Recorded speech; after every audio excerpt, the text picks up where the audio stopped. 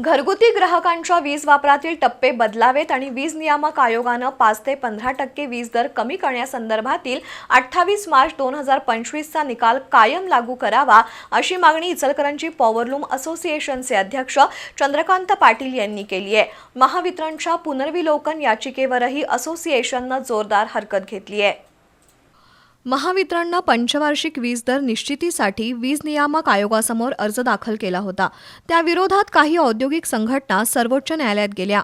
न्यायालयानं वीज नियामक आयोगाला आणि वीज ग्राहकांना म्हणणं मांडण्याची संधी देण्याचे आदेश दिले। त्यानुसार पुण्यातून झालेल्या ऑनलाईन सुनावणीत इचलकरंजी पॉवरलूम असोसिएशनचे अध्यक्ष चंद्रकांत पाटील आणि ज्येष्ठ संचालक सतीश कोष्टी सहभागी झाले। महावितरणनं दाखल केलेली पुनर्विचार याचिका म्हणजे मल्टी इयर टेरिफ याचिका असल्यानं ती फेटाळावी। 25 जून 2025 रोजीच्या 5 ते 20% वीज दर वाढीच्या निकालामुळे राज्यातील 69 लाख उद्योगांवर अन्याय झालाय।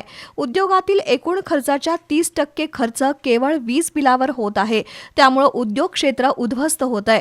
महावितरण केवळ आपल्याच फायद्याच्या निर्णयाची अंमलबजावणी करते, परंतु नियामक आयोगानं सुचवलेल्या उपाययोजनांची अंमलबजावणी करत नाही। त्यामुळे घरगुती ग्राहकांच्या वीज वापरातील टप्पे बदलावेत आणि वीज नियामक आयोगानं वीज दर वाढीबाबत 28 मार्च 2025 चा निकाल कायम करावा अशी मागणी केली आहे।